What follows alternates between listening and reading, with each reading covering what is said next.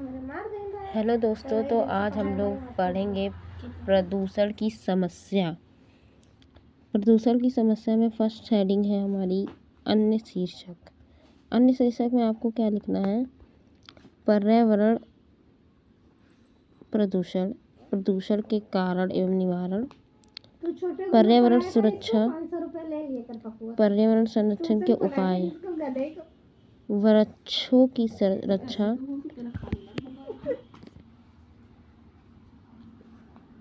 पर्यावरण संरक्षण के उपाय, पर्यावरण सुरक्षा, प्रदूषण पर्यावरण और मानव जीवन, पर्यावरण प्रदूषण, पर्यावरण प्रदूषण समस्या निदान, जल प्रदूषण का मानव जीवन पर प्रभाव,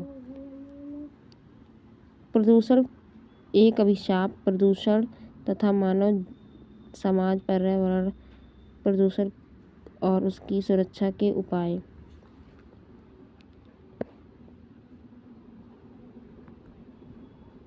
पर्यावरण प्रदूषण सुरक्षा के उपाय, पर्यावरण प्रदूषण समस्या और रोकथाम, पर्यावरण को समस्या निराकरण। तो हमारी फर्स्ट हेडिंग हो जाएगी प्रस्तावना। प्रस्तावना में हमें क्या लिखना होता है? किस प्रकार विकास और व्यवस्थित जीवन क्रम के लिए जीवनधारियों को संतुलित वातावरण की आवश्यकता होती है। संतुलित वातावरण में प्रत्येक घटक एक निश्चित मात्रा में उपस्थित रहता है। कभी कभी वातावरण में एक अथवा अनेक घटकों की मात्रा कम अथवा अधिक हो जाया करती है, अथवा वातावरण में बहुत से हानिकारक घटकों का प्रवेश हो जाता है। वातावरण दूषित हो जाता है, जीवनधारियों के लिए किसी रूप में हानिकारक सिद्ध होता है। इसे ही प्रदूषण कहते हैं। हमारी फर्स्ट हेडिंग हो जाएगी वायु प्रदूषण। वायु प्रदूषण में हम क्या लिखेंगे?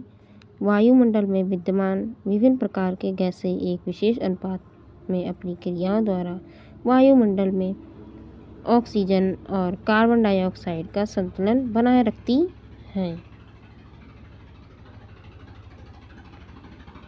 किंतु मनुष्य अपनी अज्ञानता के कारण तथा आवश्यकता के नाम पर इस संतुलन को बिगाड़ता रहता है।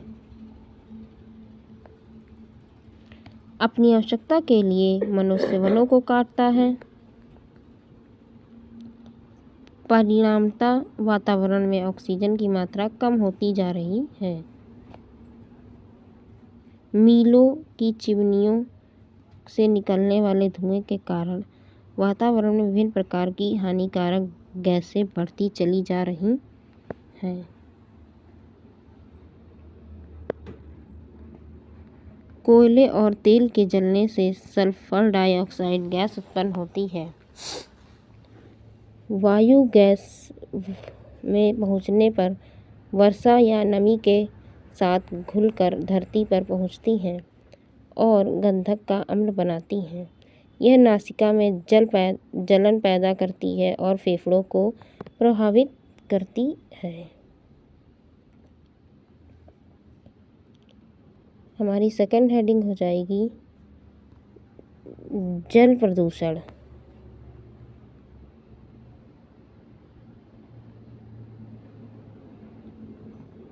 जल प्रदूषण सभी जीव धारियों के लिए जल बहुत महत्वपूर्ण और आवश्यक है। पौधे अपना भोजन जल में घुली हुई अवस्था से प्राप्त करते हैं। जल में अनेक प्रकार के खनिज तत्व कार्बनिक, अकार्बनिक तथा गैस में घुली रहती हैं।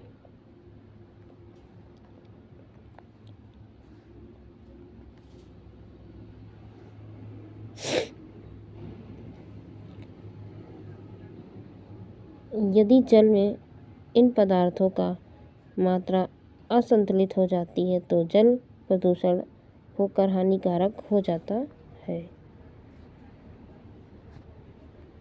देश के अनेक शहरों में पीने का पानी निकट बहने वाली नदियों में लाया जाता है। दुर्भाग्यवश हम इन्हीं नदियों में मीलों का कचरा, मलमूत्र आदि प्रभावित करते हैं। इसके फलस्वरूप हमारे देश के अधिकांश नदियों का जल प्रदूषित होता रहता है। हमारी थर्ड हेडिंग है रेडियोधर्मी प्रदूषण। रेडियोधर्मी प्रदूषण के अंतर्गत हम पढ़ेंगे प्रदूषण परमाणु शक्ति उत्पादन केंद्र और परमाणविक परीक्षण से जल, वायु तथा पृथ्वी का प्रदूषण होता है, जो आज की पीढ़ी के लिए नहीं वरन आने वाली पीढ़ियों के लिए भी हानिकारक है।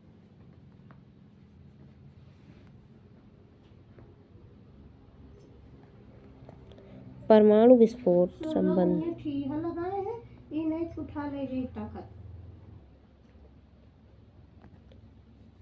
तापक्रम इतना अधिक हो जाता है कि धातु तक पिघल जाती है। विस्फोट के समय उत्पन्न रेडियोधर्मी पदार्थ वायुमंडल के बाह्य परतों में प्रवेश कर जाते हैं, जहां पर ये ठंडे होकर संघनित अवस्था में बूंद का रूप ले लेते हैं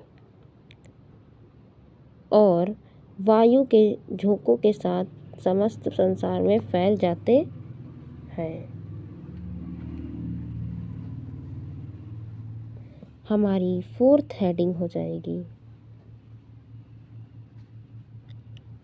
ध्वनि प्रदूषण।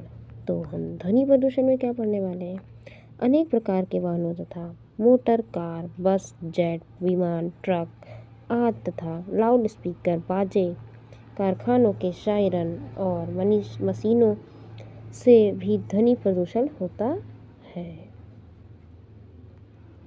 ध्वनि की तरंगें जीवधारियों की क्रिया को प्रभावित करती हैं।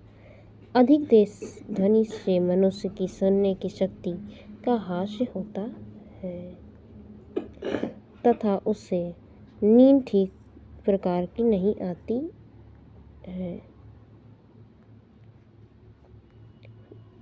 हमारी 5वीं हेडिंग हो जाएगी प्रदूषण पर नियंत्रण।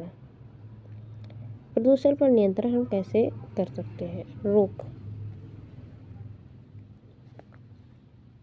प्रदूषण को रोकने के लिए व्यक्तिगत और सरकारी दोनों ही स्तरों पर पूरे प्रयास आवश्यक है। जल प्रदूषण के निवारण एवं नियंत्रण के लिए भारत सरकार ने 1974 ईस्वी में जल प्रदूषण निवारण एवं नियंत्रण अधिनियम लागू किए।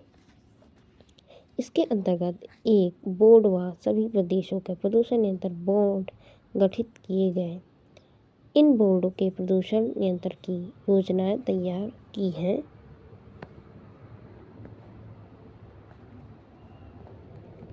उद्योगों के कारण उत्पन्न होने वाले प्रदूषण को रोकने के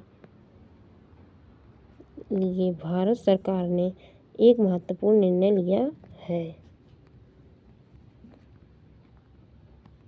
उद्योगों में लाइसेंस दिए जाने से पूर्व उन्हें औद्योगिक कचरे के निस्तारण की समुचित व्यवस्था करनी होगी और इसकी पर्यावरण विशेषज्ञों से स्वीकृति प्राप्त करनी होगी। इसी प्रकार उन्हें धुएं तथा अन्य प्रदूषण समुचित ढंग से निष्कासन और उसकी व्यवस्था का भी दायित्व लेना होगा।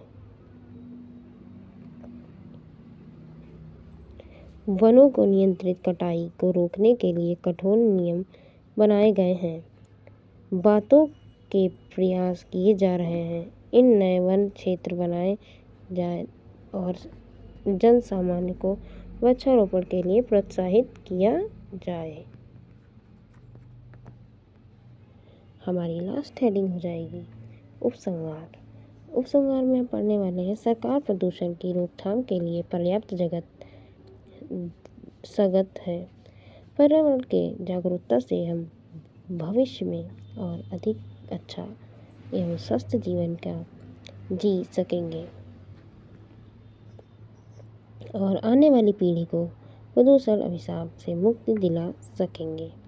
अतः सरकार के साथ साथ हम सभी का भी पुनीत कर्तव्य बन जाती है